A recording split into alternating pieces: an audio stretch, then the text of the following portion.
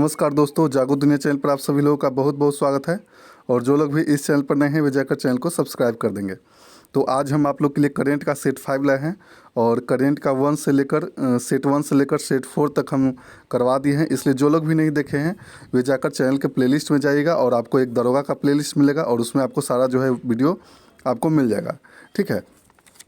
और ये हम जो करवा रहे हैं सीरीज, इसमें हम आपको मेन टॉपिक ही करवा रहे हैं।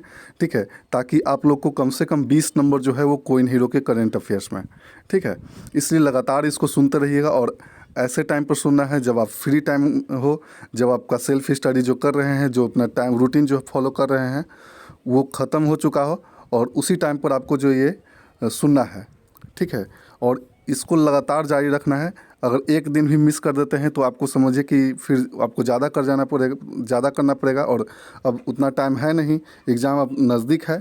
इसलिए लगातार अपने तैयारी को जारी रखना है और कभी रुकना नहीं है। ठीक है, क्योंकि ज़िंदगी जो होती है ना वो साइकिल चलाने जैसी होती है। यदि आपको बैलेंस बनाए रखना है तो लगातार चलते रहना होगा। यदि रुक गए तो आपका गिरना निश्चित है। इसलिए रुकना नहीं है, बस चलते रहना है और एक न एक दिन ज़रूर आपको सफलता मिलेगा। ठीक है, जो रेगुलर तैयारी करते हैं ना उन्हीं को सफलता मिलता है। तोड़ तोड़ के सफलता नहीं मिलता है कि आज तैयारी करें कल नहीं किए।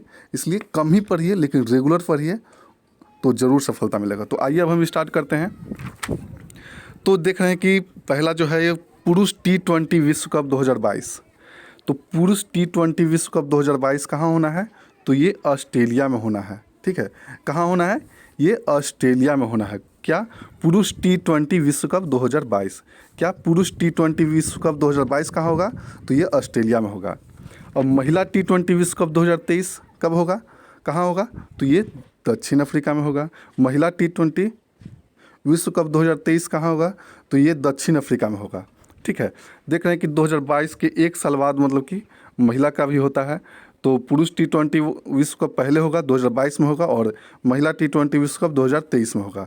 तो पुरुष T20 विश्व कप 2022 कहाँ होगा? तो ये ऑस्ट्रेलिया में होगा और महिला T20 विश्व कप 2023 दक्षिण अफ्रीका में होगा। अब आते हैं अगले क्वेश्चन पर कि पुरुष विश्व कप हॉकी 2023 कहाँ होगा? तो ये भुवनेश्वर और राउरकेला में होगा। ठीक है, उड़ीसा में होने वाला है और ये दोनों जगह जो है ये उड़ीसा का ही जगह है, भुवनेश्वर और राउरकेला। तो पुरुष विश्व कप हॉकी 2023 कहाँ होगा? भुवनेश्वर और राउरकेला में होगा। ठीक है, कौन सा? पुरुष विश्व कप हॉकी, जो हॉकी का विश्व कप होता है पुरुष का 2023 में जो होना है वो कहाँ होगा? भुवनेश्वर और राउरकेला में होगा। ठीक है, महिला विश्व कप हॉकी 2022 कहाँ होगा? तो ये स्पेन एवं नीदरलैंड में होगा। महिला विश्व कप हॉकी 2022 कहाँ होगा? स्पेन एवं नीदरलैंड में होगा। हम इसको बार बार बोलेंगे ताकि आपको ज़्यादा से ज़्यादा याद हो सके और इस साथ में आपको भी बोलना है और ऐसा फील करना है कि हम क्लास में पढ़ रहे हैं। तो अगर साथ में बोलिएगा तो और अच्छी तरह से याद होगा। ठीक है, और इसमें हम 2-3 बार रिपीट करेंगे। इसलिए अगर जिनको लगेगा कि ज़्यादा टाइम लग रहा है तो वो जो है टाइमर को बढ़ा देंगे। ठीक है, और आप सुन सकते हैं। तो महिला विश्व कप हॉकी 2022 कहाँ होगा? तो ये स्पेन एवं नीदरलैंड में होगा। राष्ट्रमंडल खेल 2022 कहाँ होगा? तो ये बर्मिंघम में होगा। बर्मिंघम कहाँ है? तो ये इंग्लैंड में है। ठीक है, राष्ट्रमंडल खेल 2022 कहाँ होगा? बर्मिंघम में होगा। राष्ट्रमंडल खेल 2022 कहाँ होगा? तो ये बर्मिंघम में होगा।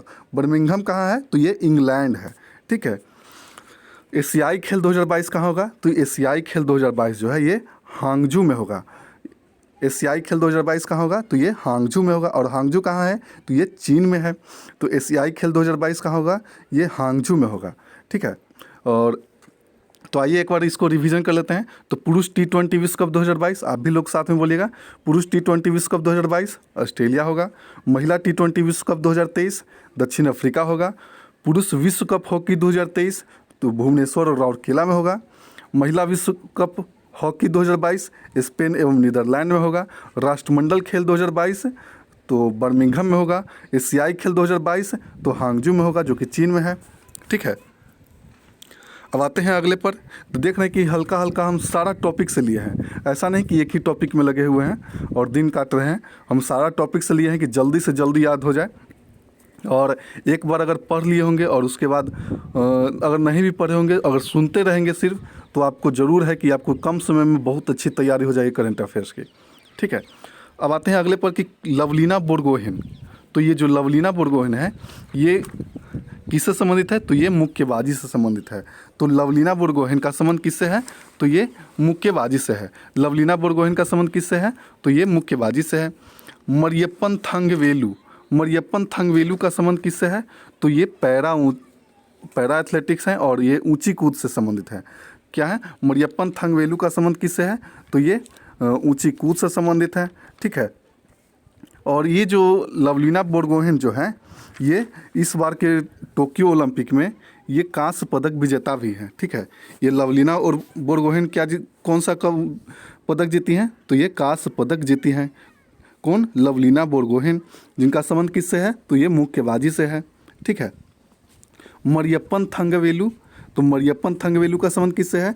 तो पैरा ऊंची कूद से है और इन्होंने भी इस बार पदक जीता है और ये जो है ये रजत पदक जीते हैं जो कि पैरा ओलंपिक में जीते हैं। ठीक है, तो मरियप्पन थंगवेलु का संबंध किससे है? तो ये पैरा ऊंची कूद से है। ठीक है, अब आते हैं अगले क्वेश्चन पर कि टेक चंद। तो टेक चंद का संबंध किससे है? तो ये भाला फेंक से है। तो टेक चंद का संबंध किससे है? तो ये भाला फेंक से है। ठीक है, टेक चंद का संबंध किससे है? तो ये भाला फेंक से है। और मन्नू भाकर का संबंध किससे है? तो ये निशानेबाज से हैं। ठीक है, और ये टेक चंद जो है, टेक चंद भी इस बार पैरा ओलंपिक में जो है ये ध्वजवाहक थे, जो कि उद्घाटन समारोह के ध्वजवाहक थे। ठीक है, तो उद्घाटन समारोह में जो टोक्यो पैरा ओलंपिक हुआ था उसके ध्वजवाहक कौन थे? 2021 के टेक चंद थे। और ये किससे संबंधित है? तो ये भाला फेंक से संबंधित है। और भाला फेंक को इंग्लिश में क्या कहा जाता है? तो भाला फेंक को इंग्लिश में जो है वो आपको जेवलिन थ्रो कहा जाता है। अब आते हैं अगले क्वेश्चन पर कि मीराबाई चानू का संबंध किससे है? तो मीराबाई चानू का संबंध भारोत्तोलक से है। मीराबाई चानू का संबंध किससे है? तो मीराबाई चानू का संबंध भारोत्तोलक से है। मीराबाई चानू का संबंध किससे है? तो मीराबाई चानू का संबंध भारोत्तोलक से है। ठीक है, और मीराबाई चानू भी इस बार रजत पदक जीती हैं। किसमें? टोक्यो ओलंपिक में जीती हैं। ठीक है, अब आते हैं अगले क्वेश्चन पर कि साजन प्रकाश। तो साजन प्रकाश का संबंध किससे है? तो ये तैराक से हैं। साजन प्रकाश का संबंध किससे है? तो ये तैराक से हैं और ये क्वालिफाई करने वाले पहले भारतीय तैराक भी हैं। ठीक है, कौन? साजन प्रकाश जी जो हैं। ठीक है, साजन प्रकाश का संबंध किससे है? तो ये तैराक से भी है। तो आइए इसको एक बार रिवीजन कर लेते हैं कि लवलीना बोरगोहेन मुक्केबाजी हो गया, लवलीना बोरगोहेन मुक्केबाजी हो गया, मरियप्पन थंगावेलु पैरा ऊंची कूद हो गया, Mariyappan Thangavelu para athletics, para मतलब कि पैरा एथलेटिक्स होता है। तो मरियप्पन थंगावेलु पैरा ऊंची कूद हो गया, टेक चंद भाला फेंक हो गया, मन्नू भाकर निशानेबाज हो गए, मीराबाई चानू भारोत्तोलक हो गई और साजन प्रकाश तैराक हो गए। अब आते हैं अगले क्वेश्चन पर कि एशियन चैम्पियनशिप कुश्ती 2021, जो एशियन चैम्पियनशिप जो हुआ था किसमें? कुश्ती में हुआ था 2021 में, उसमें प्रथम स्थान पर कौन था? तो प्रथम स्थान पर ईरान था। ठीक है, तो एशियन चैम्पियनशिप कुश्ती 2021 प्रथम स्थान पर ईरान, एशियन चैम्पियनशिप कुश्ती 2021 प्रथम स्थान पर ईरान था। तीसरे स्थान पर कौन था? तो तीसरे स्थान पर भारत था। एशियन चैम्पियनशिप कुश्ती 2021 में तीसरा स्थान पर कौन था? तो तीसरा स्थान पर भारत था। ठीक है, अब आते हैं अगले क्वेश्चन पर कि जो टेनिस से संबंधित है। तो लेवर कप किस में होता है? तो ये टेनिस में होता है।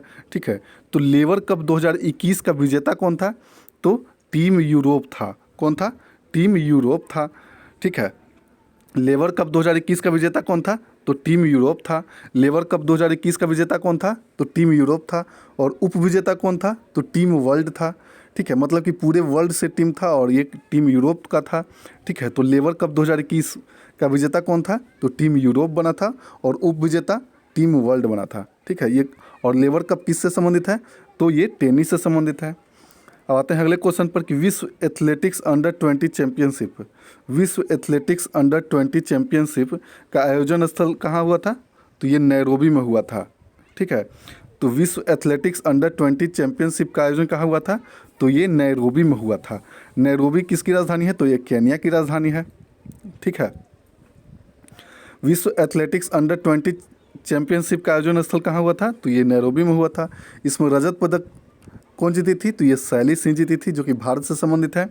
विश्व एथलेटिक्स अंडर 20 चैंपियनशिप में रजत पदक कौन जीती थी? तो ये शैली सिंह जीती थी। अब आते हैं अगले क्वेश्चन पर कि ओलंपिक लॉरेल पुरस्कार, ओलंपिक लॉरेल जो पुरस्कार था मिला था, वो किसको मिला था? तो ये मोहम्मद यूनुस को मिला था। ठीक है। ओलंपिक लॉरेल पुरस्कार किसको मिला था? तो ये मोहम्मद यूनुस को मिला था। और मोहम्मद यूनुस जो है ये नोबेल शांति पुरस्कार विजेता भी हैं। मोहम्मद यूनुस क्या हैं? तो ये नोबेल शांति पुरस्कार विजेता भी हैं। और ये कहाँ के हैं? तो ये बांग्लादेश के हैं मोहम्मद यूनुस। ठीक है। तो ओलंपिक लॉरेल पुरस्कार मोहम्मद यूनुस, ओलंपिक लॉरेल पुरस्कार मोहम्मद यूनुस। विश्व एथलेटिक्स अंडर 20 चैंपियनशिप तो रजत पदक शैली सिंह। लेवर कप विजेता तो टीम यूरोप, और उप विजेता टीम वर्ल्ड। अब आते हैं अगले क्वेश्चन पर कि टोक्यो पैरालंपिक 2020 के उद्घाटन समारोह में भारत के ध्वजवाहक कौन थे? तो ये अभी हम बताए थे, टेकचंद थे। और टेकचंद का संबंध किससे है? तो भाला फेंक से है। भाला फेंक को इंग्लिश में क्या कहते हैं? तो जेवलिन थ्रो भी कहते हैं। तो टोक्यो पैरालंपिक 2020 या 2020 कहीं पर दिया रहेगा, 2021 भी कहीं पर दिया रहेगा। ठीक है। तो ऐसे ये 2020 में होना था, लेकिन इसको कोरोना के कारण 2021 में करवाना पड़ा था। ठीक है। तो इसलिए टोक्यो पैरालंपिक कभी कहीं कहीं 2021 भी दिया रहेगा और कहीं कहीं 2020 भी दिया रहेगा। ठीक है। तो टोक्यो पैरालंपिक 2020 के उद्घाटन समारोह में भारत के ध्वजवाहक कौन थे? तो ये टेकचंद थे। ठीक है। अब आते हैं कि ओलंपिक के आदर्श वाक्य। तो ओलंपिक के जो आदर्श वाक्य क्या था? तो साइटियस था, अल्टियस था और फोर्टियस था। ठीक है। क्या था ओलंपिक का आदर्श वाक्य? साइटियस, अल्टियस और फोर्टियस। क्या था ओलंपिक का आदर्श वाक्य? साइटियस, अल्टियस और फोर्टियस, जिसको कि अब बदल कर क्या रखा गया है? साइटियस, अल्टियस और फोर्टियस। इतना तो है। और इसमें एक शब्द और जोड़ दिया गया है। क्या है? कम्युनिटर। क्या रखा गया है? कम्युनिटर। क्या? कम्युनिटर। ठीक है। 2019 के लिए सर्वश्रेष्ठ दिव्यांग खिलाड़ी का पुरस्कार किसको मिला है? देखिए, एक हम 2019 से ये लाए हैं क्योंकि ये बहुत ही इंपॉर्टेंट क्वेश्चन है। तो 2019 के लिए सर्वश्रेष्ठ दिव्यांग खिलाड़ी का पुरस्कार कौन जीते हैं? तो ये प्रमोद भगत जीते हैं। और ये प्रमोद भगत कहाँ से हैं? तो ये बिहार के बैडमिंटन खिलाड़ी हैं। ठीक है। और इन्होंने टोक्यो पैरा ओलंपिक में, ठीक है, स्वर्ण पदक भी जीता था। ये जो प्रमोद भगत जी जो हैं, ये टोक्यो पैरा ओलंपिक में स्वर्ण पदक जीता था। ठीक है। जो कि बिहार से संबंधित हैं। और ये बैडमिंटन खिलाड़ी है। कौन? प्रमोद भगत, जिनको क्या मिला है? 2019 के लिए सर्वश्रेष्ठ दिव्यांग खिलाड़ी का पुरस्कार मिला है। ठीक है। अब आते हैं अगले क्वेश्चन पर कि ऑल इंडिया फुटबॉल फेडरेशन मतलब कि EIFF, तो EIFF महिला फुटबॉल ऑफ द ईयर 2020-21 के लिए किनको चुना गया है? तो बाला देवी को चुना गया है। ठीक है। किसको चुना गया है? ये थोड़ा सा उटपटांग नाम है, नगगोम।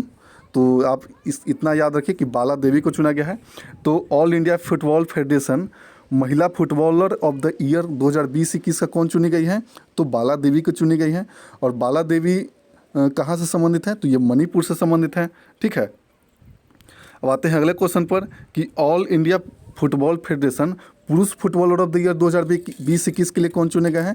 तो ये संदेश झिंगन चुने गए हैं। ऑल इंडिया फुटबॉल फेडरेशन पुरुष फुटबॉलर ऑफ द ईयर 2020-21 कौन चुने गए हैं? तो ये संदेश झिंगन चुने गए हैं। ठीक है। ऑल इंडिया फुटबॉल फेडरेशन पुरुष फुटबॉलर ऑफ द ईयर 2020-21 कौन चुने गए हैं? तो ये संदेश झिंगन चुने गए हैं। ठीक है। देख रहे हैं कि हम बार बार बोलते हैं और बार बार बोलने से ना आपको इतना अच्छा से याद हो जाएगा कि आपको मतलब कि ऐसा हम अभी तक YouTube पर आप कहीं भी नहीं पढ़े होंगे। ठीक है। आपको बहुत सारे बड़े बड़े टीचर मिल जाएंगे, आपको करंट पढ़ा कर आपको छोड़ देंगे। ठीक है। लेकिन आप उसको कितना दिमाग में रख पाते हैं, ये बहुत ज़्यादा मायने रखता है। ठीक है। आप कितना पढ़े हैं ये मायने नहीं रखता है, आप कितना उसको दिमाग में रखते हैं ये मायने रखता है। ठीक है। क्योंकि आप जो दिमाग में रहते हैं वही एग्ज़ाम में उतरता भी है। ठीक है। अगर आप बहुत सारा पढ़ लिए, मान लीजिए 1000-2000 क्वेश्चन पढ़ लिए और उससे मान लीजिए एक भी क्वेश्चन नहीं बन रहा है, याद नहीं है दिमाग में, तो आप एग्ज़ाम में गड़बड़ा जाइएगा। इसलिए हम इसीलिए बार बार बोलकर याद करवाते हैं कि ताकि आपको याद हो जाए। और कम समय है और ये जो आइडिया जो है ना, ये आपको बहुत ही मतलब कि अच्छा आइडिया है और ये बहुत मतलब कि आपको अच्छी तरह से याद करवा देगा। ठीक है। तो आइए अब अगले क्वेश्चन पर आते हैं कि टोक्यो ओलंपिक का चीयर सॉन्ग क्या था। तो टोक्यो ओलंपिक का चीयर सॉन्ग हिंदुस्तानी वे था। क्या था? हिंदुस्तानी वे था। टोक्यो ओलंपिक का चीयर सॉन्ग क्या था? तो हिंदुस्तानी वे था। ठीक है, टोक्यो ओलंपिक का चीयर सॉन्ग क्या था? तो हिंदुस्तानी वे था। और इसके गीतकार कौन थे? तो ए आर रहमान, मतलब कि जो रचना किए थे इसके कौन थे? A R Rahman. और इस कौन गाई थी? तो ये अनन्या बिरला गाई थी। कौन गाई थी? अनन्या बिरला गाई थी। तो इस हिंदुस्तानी वे को कौन गाई थी? अनन्या बिरला गाई थी। ठीक है, अब आइए अंतर्राष्ट्रीय सम्मेलन के बारे में पढ़ लेते हैं। ठीक है, तो 16वां प्रवासी भारतीय सम्मेलन कहाँ हुआ था? तो ये नई दिल्ली में हुआ था। 16वां प्रवासी भारतीय सम्मेलन जो है ये 9 जनवरी को मनाया जाता है। प्रवासी भारतीय दिवस जो है वो 9 जनवरी को मनाया जाता है। ठीक है, और उसी दिन सम्मेलन होता है। तो ये 16वां प्रवासी भारतीय सम्मेलन हुआ था। ठीक है, तो ये इसकी अध्यक्षता कौन किए था? कहाँ हुआ था? ये कहाँ हुआ था? तो ये नई दिल्ली में हुआ था। कहाँ हुआ था? तो ये नई दिल्ली में हुआ था। वन प्लेनेट समिट का आयोजन कहाँ हुआ था? तो ये फ्रांस में हुआ था। कहाँ हुआ था? वन प्लेनेट समिट का आयोजन फ्रांस में हुआ था और ये वर्चुअली तरीके से हुआ था। ठीक है, कोरोना के कारण अभी जितना भी सम्मेलन जो हो रहा है उसमें अधिकतर जो सम्मेलन है वो वर्चुअली तरीका से ही हो रहा है। ठीक है, और ये वन प्लेनेट जो समिट है ये प्रकृति को बचाने के लिए किया जाता है, ये वन प्लेनेट समिट। तो इसका आयोजन कहाँ हुआ था? तो ये फ्रांस में हुआ था। या इसकी अध्यक्षता कह लीजिए, तो इसकी अध्यक्षता किसकी अध्यक्षता में हुआ था? तो ये फ्रांस की अध्यक्षता में हुआ था। 15वां भारत डिजिटल शिखर सम्मेलन, 15वां भारत डिजिटल शिखर सम्मेलन की अध्यक्षता किसने किया था? तो ये भारत ने किया था और ये वर्चुअली तरीका से हुआ था। तो 15वां भारत डिजिटल शिखर सम्मेलन की अध्यक्षता किसने किया था? तो ये भारत ने किया था। और कैसे किया था? तो ये वर्चुअली तरीका से किया था। मैस्करेड 2021 का अध्यक्षता किसने किया था? तो ये भारत ने किया था। मैस्करेड 2021 का अध्यक्षता किसने किया था? तो ये भारत ने किया था। MASCRADE। ठीक है, तो मैस्करेड 2021 भारत ने इसकी अध्यक्षता किसने किया था? तो भारत में हुआ था। विश्व सतत विकास शिखर सम्मेलन की अध्यक्षता किसने किया था? तो ये भी भारत ने किया था। देख रहे हैं कि भारत जो है वो बहुत जो सम्मेलन हुआ है उसकी अध्यक्षता किया है इस बार। किसका? तो भारत डिजिटल शिखर सम्मेलन का, मैस्करेड का और विश्व सतत विकास शिखर सम्मेलन का। विश्व सतत विकास शिखर सम्मेलन की अध्यक्षता किसने किया था? तो ये भारत ने किया था। और कैसे किया था? तो ये वर्चुअली तरीका से हुआ था। अंतर्राष्ट्रीय योग महोत्सव 2021, अंतर्राष्ट्रीय योग महोत्सव 2021 का कहाँ मना था? तो ये ऋषिकेश उत्तराखंड में मना था। तो अंतर्राष्ट्रीय योग महोत्सव 2021 कहाँ मना था? तो ये ऋषिकेश में मना था। अंतर्राष्ट्रीय योग महोत्सव 2021 कहाँ मना था? तो ये ऋषिकेश में मना था। पहला क्वाड समिट 2021 कहाँ मना था? तो ये अमेरिका की मेज़बानी में मना था। पहला क्वाड समिट 2021 कहाँ मना था? तो ये अमेरिका की मेज़बानी में मना था। और क्वाड किसका संगठन है? तो भारत, अमेरिका, जापान और ऑस्ट्रेलिया का संगठन है। ठीक है, और ये जो चारों जो देश है भारत, अमेरिका, जापान, ऑस्ट्रेलिया, ये किस लिए बना था क्वाड? तो ये चीन के खिलाफ बनाया गया है। ठीक है, मतलब कि चीन के खिलाफ समझिए कि चीन कितना ताकतवर हो गया है कि उसके लिए इतने बड़े बड़े देश संगठन बना रहे हैं। ठीक है, अब आइए सूचकांक के बारे में पढ़ लेते हैं। तो वैश्विक खाद्य सुरक्षा सूचकांक, जो अब सारा जो सूचकांक है वो हम 2021 का ही करवा रहे हैं अभी। तो वैश्विक खाद्य सुरक्षा सूचकांक, ठीक है, इसका जारीकर्ता कौन है? तो इकोनॉमिस्ट इम्पैक्ट है। पिछले बार जो दरोगा में है ये 2 क्वेश्चन पूछा था उस सूचकांक से। ठीक है, तो एक क्वेश्चन पूछा था कि कौन जारी करता है। ठीक है, तो जारीकर्ता भी आप लोग अच्छी तरह से याद कर लेंगे। तो वैश्विक खाद्य सुरक्षा सूचकांक 2021 का जारीकर्ता कौन है? तो इकोनॉमिक्स इम्पैक्ट है। वैश्विक खाद्य सुरक्षा सूचकांक जो जारी करता है वो कौन जारी करता है? इकोनॉमिस्ट इम्पैक्ट है, जो कि लंदन का एक संगठन है। ठीक है, अब इसमें प्रथम स्थान पर कौन था? तो ये प्रथम स्थान पर आयरलैंड था। वैश्विक खाद्य सुरक्षा सूचकांक में प्रथम स्थान पर कौन था? तो आयरलैंड था। भारत का स्थान कौन था? तो भारत का स्थान 71वां स्थान था। मतलब कि खाद्य सुरक्षा के मामले में भारत जो है 71वां स्थान पर है। ठीक है, खाद्य सुरक्षा में भारत का स्थान कितना है? 71वां है। आप इसको इस तरह भी याद रख सकते हैं कि खाद्य सुरक्षा ये मतलब कि भोजन से रिलेटेड है। ठीक है, तो अब भारत जो है 71 रोटी बचाता है। ठीक है, भारत क्या करता है, खाद्य सुरक्षा के लिए है कि कितने जो देश हैं वो कैसे सुरक्षा करने में, खाद्य सुरक्षा करने में कि कौन से स्थान पर हैं। तो भारत जो है 71 रोटी बचाता है। ठीक है, अब आते हैं ग्लोबल हंगर इंडेक्स। ठीक है, ग्लोबल हंगर इंडेक्स, वैश्विक भूख सूचकांक।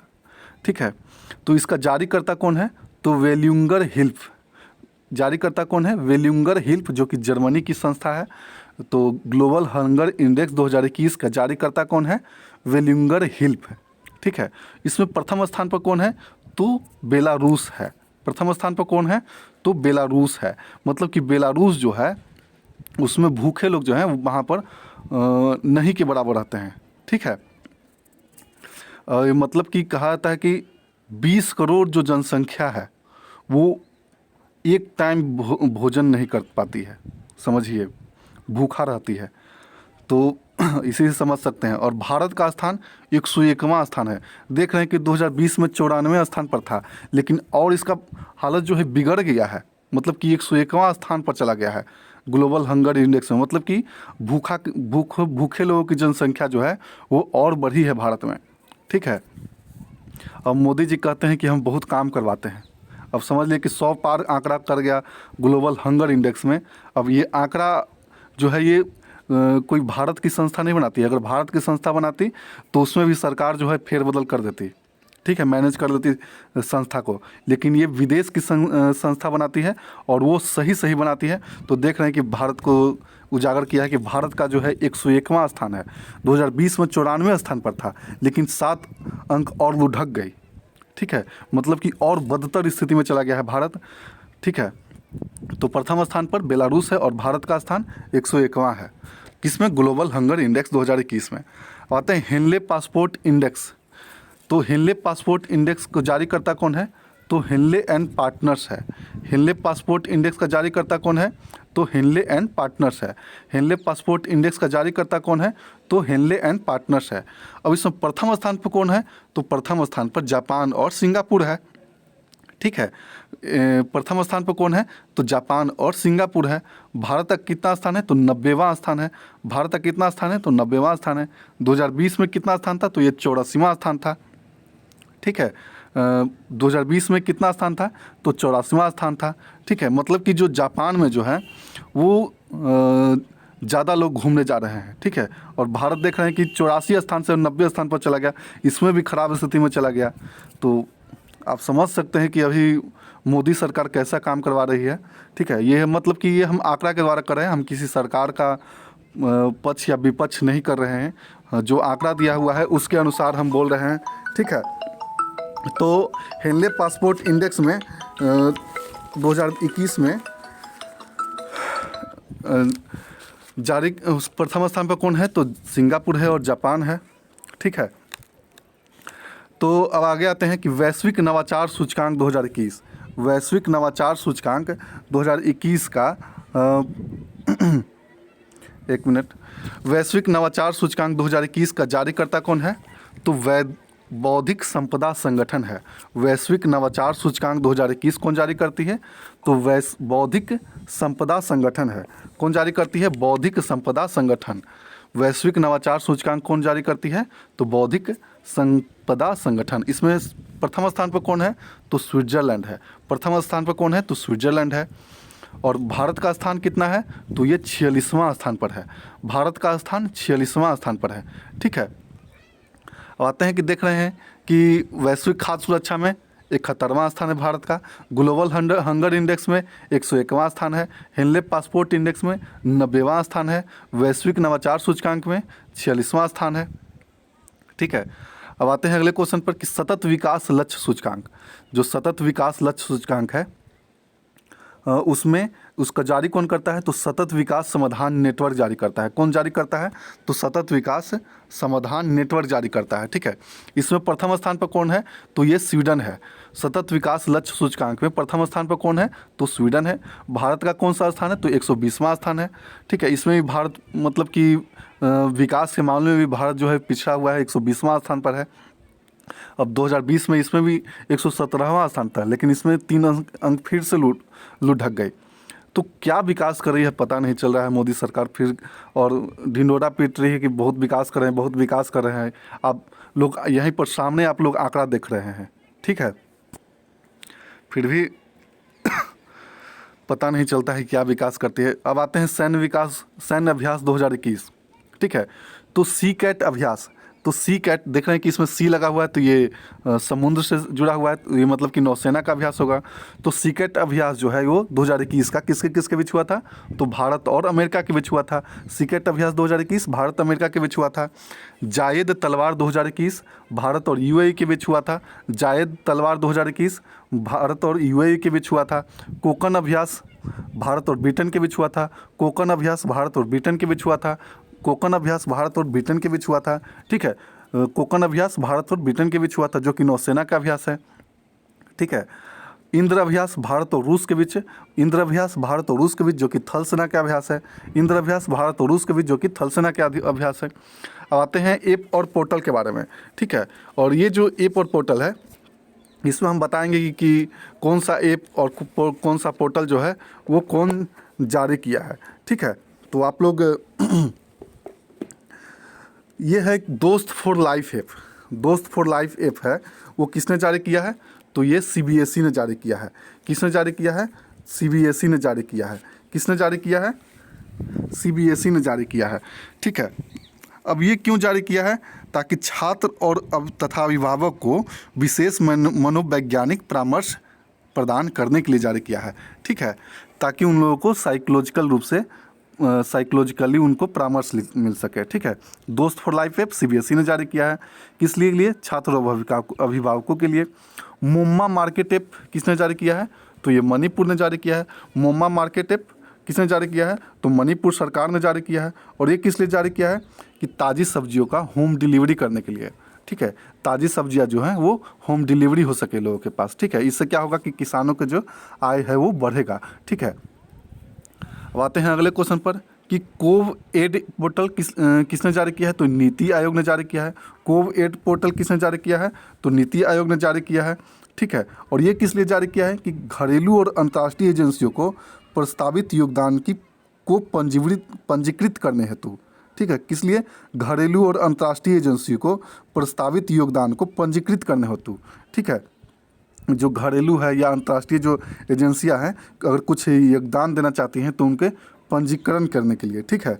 कौन सा, कोव एड पोर्टल, कौन सा, कोव एड पोर्टल। देख रहे हैं कि एड लगा हुआ है, एड मतलब क्या होता है, सहायता होता है। सुपेश पोर्टल किसने जारी किया है, तो सर्वोच्च न्यायालय ने जारी किया है। सुपेश पोर्टल किसने जारी किया है, तो सर्वोच्च न्यायालय ने जारी किया है। अब देख रहे हैं कि यहाँ पर एसयू लगा हुआ है, तो ये एसयू से सुप्रीम कोर्ट होता है, ठीक है। एसयू से सुप्रीम कोर्ट स्टार्ट होता है। तो सुपेश पोर्टल किसने जारी किया है, तो सर्वोच्च न्यायालय ने जारी किया है। किसने, सुप्रीम कोर्ट ने जारी किया है, ठीक है। और ये किस लिए जारी किया है, ताकि मामलों के जो फाइलिंग के समय प्राप्त आंकड़ों के विशाल मात्रा में निपटाने के लिए, ठीक है। जो भी मामले सुप्रीम कोर्ट में आते जाते हैं, ठीक है, उनको जल्दी से जल्दी निपटारा करने के लिए सुपेश पोर्टल जारी किया है, ठीक है। पोषण ज्ञान पोर्टल किसने जारी किया है, पोषण ज्ञान पोर्टल नीति आयोग ने जारी किया है। पोषण ज्ञान पोर्टल किसने जारी किया है, तो नीति आयोग ने जारी किया है, ठीक है। अब आते हैं अगले क्वेश्चन पर। तो त्यौहार और महोत्सव के बारे में पढ़ लेते हैं कि संगम, खीर भवानी, हेरत और कंचौत महोत्सव। संगम, खीर भवानी, हेरत और कंचौत महोत्सव किसने कहाँ पर मनाया जाता है, तो ये जम्मू कश्मीर में मनाया जाता है, ठीक है। संगम, ठीक है, संगम, तो इसको आप ऐसे याद कर सकते हैं कि आप संगम पर नहाने गए। संगम क्या होता है, कि नदियों का नदी, दो नदियाँ जहाँ मिलती है उसको क्या कहा जाता है, संगम कहा जाता है। तो नदियों में से नहाकर आए और खीर खाने लगे, ठीक है। खीर खाकर और हेरत और कंचौत, इसका हमको बनाने नहीं आ रहा है इसलिए याद कर लीजिएगा, ठीक है। हाँ, हाँ, संगम से नहाकर आए और खीर खाकर रथ पर बैठकर और चौथ मनाने चले गए, ठीक है। किसी तरह याद कर लेना है, ठीक है। तो संगम, खीर भवानी, हेरत और कंचौत महोत्सव जम्मू कश्मीर हो गया। संगम, खीर भवानी, हेरत और कंचौत महोत्सव जम्मू कश्मीर हो गया, ठीक है। 5वां अंतर्राष्ट्रीय रामायण महोत्सव, ठीक है। 5वां अंतर्राष्ट्रीय रामायण महोत्सव कहाँ मनाया गया था, तो ये नई दिल्ली में 5वां अंतर्राष्ट्रीय रामायण महोत्सव नई दिल्ली में सोपान महोत्सव, नई दिल्ली में 5वां अंतर्राष्ट्रीय रामायण महोत्सव, नई दिल्ली सोपान महोत्सव, नई दिल्ली आदि महोत्सव 2021, नई दिल्ली आदि महोत्सव 2021, ये भी नई दिल्ली में ही। ठीक है, तो आइए एक बार त्यौहार को रिवीजन कर लेते हैं। तो संगम, खीरभवानी, हेरत और कंचौत महोत्सव जम्मू कश्मीर। ठीक है, 5वां अंतर्राष्ट्रीय रामायण महोत्सव और नई दिल्ली सोपान महोत्सव, नई दिल्ली आदि महोत्सव, नई दिल्ली। ठीक है, अब आते हैं अगले क्वेश्चन पर कि परिवर्तित नामों के बारे में पढ़ लेते हैं। तो सेक्टर 50 मेट्रो स्टेशन का नाम बदल कर क्या कर दिया गया है? तो प्राइड स्टेशन कर दिया गया है। सेक्टर 50 मेट्रो स्टेशन का नाम बदल कर क्या कर दिया गया है? तो प्राइड स्टेशन कर दिया गया है। तो सेक्टर 50 मेट्रो स्टेशन का नाम बदल कर क्या कर दिया गया है? तो प्राइड स्टेशन कर दिया गया है। अब ये कहाँ है? तो ये नोएडा में है। ठीक है, नौगढ़ रेलवे स्टेशन का नाम बदल कर क्या कर दिया गया है? तो Siddharthnagar railway station. Naugarh railway station जो कि यूपी में है, उसको नाम बदल कर क्या कर दिया गया है? तो Siddharthnagar railway station. Hubli railway station का क्या नाम बदल कर दिया गया है? तो Shri सिद्धरूद्धा Swami ji railway station Hubli. Shri सिद्धरूद्धा Swami ji railway station Hubli. ठीक है, मानव संसाधन विकास मंत्रालय का क्या नाम बदल कर दिया गया है? तो शिक्षा मंत्रालय कर दिया गया है। मानव संसाधन विकास मंत्रालय का नाम बदल कर क्या कर दिया गया है? तो ये शिक्षा मंत्रालय कर दिया गया है। अब आते हैं अगले क्वेश्चन पर कि ग्वालियर चंबल एक्सप्रेसवे को नाम बदल कर क्या कर दिया गया है? तो Shri Atal Bihari Vajpayee progress way. Gwalior Chambal expressway का नाम बदल कर क्या कर दिया गया है? तो श्री अटल बिहारी वाजपेयी प्रोग्रेस वे। ठीक है, अब आते हैं जीआई टैग के बारे में पढ़ लेते हैं। तो तौलिया रुमाल, तौलिया रुमाल कहाँ की है? जो जिसको जीआई टैग मिला है तो ये तेलंगाना की है। तौलिया लगा हुआ है तो ऐसे त से स्टार्ट है तो तेलंगाना हो गया। ठीक है, तो तौलिया रुमाल तेलंगाना हो गया। इंदु मिसमी कपड़ा तो ये अरुणाचल प्रदेश का हो गया। इंदु मिसमी कपड़ा हिमाचल प्रदेश का हो गया। डिंडीगुल ताले तमिलनाडु का हो गया। डिंडीगुल ताले तो तमिलनाडु का हो गया। त्रिभुवनम साड़ी तो तमिलनाडु का हो गया। त्रिभुवनम साड़ी तो तमिलनाडु का हो गया। श्रीविल्पुथुर पलकोवा तमिलनाडु का हो गया। श्रीविल्पुथुर को पलकोवा तमिलनाडु का हो। ये क्या है? ये एक दूध की मिठाई है। ठीक है, तो आइए एक बार रिवीजन कर लेते हैं। तो तौलिया रुमाल तेलंगाना, इंदु मिसमी कपड़ा अरुणाचल प्रदेश, डिंडीगुल ताले तमिलनाडु, त्रिभुवनम साड़ी तो ये तमिलनाडु, श्रीविल्पुथुर पलकोवा तमिलनाडु हो गया। अब आते हैं कि नागालैंड के राज्यपाल के बारे में पढ़ लेते हैं कि नागालैंड के राज्यपाल कौन है? तो ये जगदीश मुखी हैं। ठीक है, कौन है? जगदीश मुखी हैं। नागालैंड के राज्यपाल जगदीश मुखी हैं और मुख्यमंत्री नेफ्यू रियो हैं। नागालैंड के राज्यपाल जगदीश मुखी, मुख्यमंत्री नेफ्यू रियो हैं। नागालैंड के राज्यपाल जगदीश मुखी और मुख्यमंत्री नेफ्यू रियो हैं। उत्तराखंड के राज्यपाल तो लेफ्टिनेंट जनरल गुरमीत सिंह। उत्तराखंड के राज्यपाल लेफ्टिनेंट जनरल गुरमीत सिंह और मुख्यमंत्री कौन है? तो पुष्कर सिंह धामी हैं। तो उत्तराखंड के मुख्यमंत्री कौन है? पुष्कर सिंह धामी हैं और राज्यपाल कौन है? तो लेफ्टिनेंट जनरल गुरमीत सिंह हैं। ठीक है, अब आते हैं अगले क्वेश्चन पर कि पंजाब के राज्यपाल कौन है? तो बनवारी लाल पुरोहित हैं। पंजाब के राज्यपाल कौन है? तो बनवारी लाल पुरोहित हैं और मुख्यमंत्री कौन है? तो चरणजीत सिंह चन्नी हैं। मुख्यमंत्री कौन है? तो चरणजीत सिंह चन्नी हैं। पंजाब के मुख्यमंत्री कौन है? तो चरणजीत सिंह चन्नी हैं और पंजाब के राज्यपाल कौन है? तो बनवारी लाल पुरोहित हैं। ठीक है, तमिलनाडु के राज्यपाल कौन है? तो आर.एन. रवि हैं। तमिलनाडु के राज्यपाल कौन है? तो आर.एन. रवि हैं। तमिलनाडु के राज्यपाल कौन है? तो आर.एन. रवि हैं। मुख्यमंत्री कौन है? तो एम.के. स्टालिन हैं। मुख्यमंत्री कौन है? तो एम.के. स्टालिन है। तमिलनाडु के मुख्यमंत्री कौन है? तो एम.के. स्टालिन है। ठीक है, अब आते हैं प्रमुख नियुक्तियों के बारे में पढ़ लेते हैं। तो मुख्य न्यायाधीश कौन है सर्वोच्च न्यायालय के? तो एन.वी. रमना है। मुख्य न्यायाधीश कौन है? तो एन.वी. रमना है। मुख्य न्यायाधीश सर्वोच्च न्यायालय के एन.वी. रमना है जो कि 48वें मुख्य न्यायाधीश हैं। कैवे हैं? 48वां मुख्य न्यायाधीश हैं। राज्यसभा के महासचिव कौन है? तो पी.पी.के. रामाचार्युल्लू। पी.पी.के. रामाचार्युल्लू है। ठीक है, राज्यसभा के महासचिव कौन है? तो पी.पी.के. रामाचार्युल्लू है। राज्यसभा के महासचिव कौन है? तो पी.पी.के. रामाचार्युल्लू हैं। मुख्य निर्वाचन आयुक्त कौन है? तो सुशील चंद्रा है। मुख्य निर्वाचन आयुक्त कौन है? तो सुशील चंद्रा है। नियंत्रक एवं महालेखा परीक्षक जिनको कि CAG कहा जाता है, ठीक है, कौन है? गिरीश चंद्र मुर्मू है। नियंत्रक एवं महालेखा परीक्षक कौन है? तो गिरीश चंद्र मुर्मू है। अब एक आता है महालेखा नियंत्रक, ठीक है, जिसको CGA कहा जाता है। महालेखा नियंत्रक को CGA कहा जाता है। ठीक है, ये दोनों में आप लोग कंफ्यूज नहीं कीजिएगा, ये है नियंत्रक एवं महालेखा परीक्षक और ये है महालेखा नियंत्रक। ठीक है, दोनों में अंतर होता है। तो महालेखा नियंत्रक जिसको शॉर्ट में क्या कहते हैं, CGA, कौन है, दीपक दास है। महालेखा नियंत्रक कौन है, दीपक दास है। अब आते हैं अंतर्राष्ट्रीय नियुक्तियों के बारे में पढ़ लेते हैं, जो कि लास्ट टॉपिक है। तो अंतर्राष्ट्रीय मुद्रा कोष के मुख्य अर्थशास्त्री कौन बने हैं, तो गीता गोपीनाथ है। अंतर्राष्ट्रीय मुद्रा कोष के मुख्य अर्थशास्त्री कौन बने हैं, तो गीता गोपीनाथ है। ठीक है, और इन्हीं गीता गोपीनाथ के चलते पाकिस्तान को जो है वो अब कर्ज नहीं मिल पा रहा है। ठीक है, क्योंकि गीता गोपीनाथ भारत की हैं। तो अंतर्राष्ट्रीय मुद्रा कोष की मुख्य अर्थशास्त्री कौन है, तो गीता गोपीनाथ हैं। UNDP की सद्भावना दूत कौन बनी है, तो पद्मा लक्ष्मी बनी है। UNDP की सद्भावना दूत कौन बनी है, तो पद्मा लक्ष्मी बनी है। UNDP की सद्भावना दूत कौन बनी है, तो पद्मा लक्ष्मी बनी है। WHO की मुख्य वैज्ञानिक कौन बनी है, तो सौम्या स्वामीनाथन बनी है। WHO की मुख्य वैज्ञानिक कौन बनी है, तो सौम्या स्वामीनाथन बनी है। विश्व बैंक की CFO कौन बनी है, तो अंशुला कांत बनी है। विश्व बैंक की CFO कौन बनी है, तो अंशुला कांत बनी है। अंतर्राष्ट्रीय हॉकी महासंघ के अध्यक्ष कौन बने हैं, तो नरेंद्र बत्रा बने हैं। अंतर्राष्ट्रीय हॉकी महासंघ के अध्यक्ष कौन बने हैं, तो नरेंद्र बत्रा बने हैं। पहली हिंदू महिला सिविल सेवक पाकिस्तान की कौन बने हैं, तो सना रामचंद्र गुलवानी। पहली हिंदू महिला सिविल सेवक पाकिस्तान की कौन बनी है, तो सना रामचंद्र गुलवानी। और इसी के साथ जो है आपका ये आज का कंप्लीट हो गया। और उम्मीद करते हैं कि आप लोग जो है, अगर वीडियो अच्छा लगा हुआ तो लाइक और सब्सक्राइब करना नहीं भूलिएगा। लाइक ज़रूर कीजिएगा और सब्सक्राइब भी ज़रूर कीजिएगा, ताकि इससे हमको भी मनोबल बढ़ता है और लगता है कि लोग मेरे वीडियो को पसंद कर रहे हैं। तो इसलिए और वीडियो अच्छे लाऊं, ताकि आप लोग को भी याद हो सके और आप लोग को भी फ़ायदा हो सके। ठीक है, तो जहाँ तक हो सके वीडियो को लाइक कर दीजिएगा, सब्सक्राइब कर दीजिएगा और जहाँ तक हो सके शेयर भी कीजिएगा, ताकि हमें भी मनोबल बढ़े। और यहीं पर अपनी वीडियो को समाप्त करना चाहेंगे। फिर मिलेंगे अगले वीडियो में, और जो है अब लगातार जो 3-4 वीडियो में करके हम समाप्त करना चाहेंगे। ठीक है, जो भी मेन टॉपिक है वही हम समाप्त कर रहे हैं। और इसमें लगभग आपको अभी तक 450 के लगभग क्वेश्चन जो है वो करवा दिए हैं। तो अपने यहीं पर वीडियो को समाप्त करेंगे। धन्यवाद, बाय।